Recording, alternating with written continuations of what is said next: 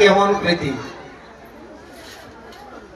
ময়ূর প্রতিদিন এসে বাবাজিদের হাত থেকে খাবার খায়, আর বাবাজিরা ময়ূরকে খুব প্রীতি করে।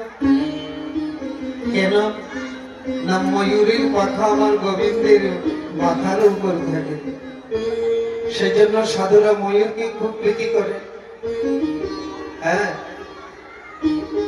এই ময়ূররাও জানে যে সাধু আমাকে হিংসা করবে না, কিন্তু বাহির থেকে যখন তীর্থযাত্রী যায় ময়ূর তাদেরকে দেখলেই পালায়।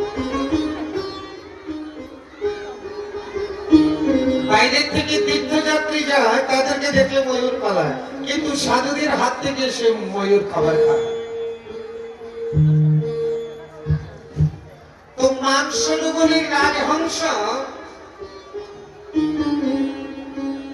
কতদিন পর্যন্ত চেষ্টা করলো কিন্তু ধরতে পারলো না। আচ্ছা, বেদেরা ধরতে পারে না, ওইদিকে সাধুরা যখন স্নান করে রাজহংস গুলো এসে সাধুদের সাথে খেলা করে। তাহলে রাজহংস জানি এরা হিংস্র আর এরা সাধু।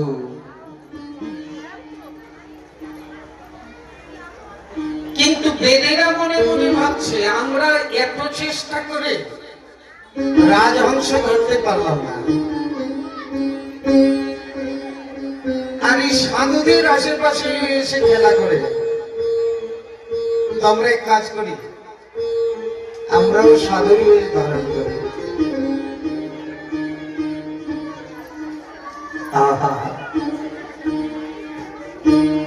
এখন যে কয়জন বেদ রাজহংস ধরার উপায় করছিল, তারা কি করেছে? মাথা মুন্ডন, শিখা রেখেছে, ঊর্ধ্বপুণ্ড তিলক করেছে, দ্বাদশাঙ্গ তিলক করেছে, আর সাধুর মতো সাদা পোশাক করেছে। এতদিন তো রাজহংস ধরার অস্ত্র শস্ত্র ফাঁদ এগুলো ছিল, আজকে কিছু নাই, হাতের মধ্যে মালার ঝোলা। ওনারা তো ওই যে মানসরোবরের সাধুরা যেভাবে সরোবরে নামে, তারা ওইভাবে গিয়ে সরোবরে নামছে। এখন রাজহংসের বিশ্বাস যে সাধু তো হিংসা করে না।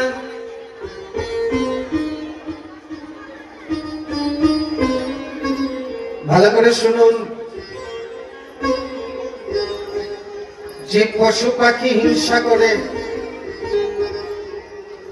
সে সাধু হতে পারে না,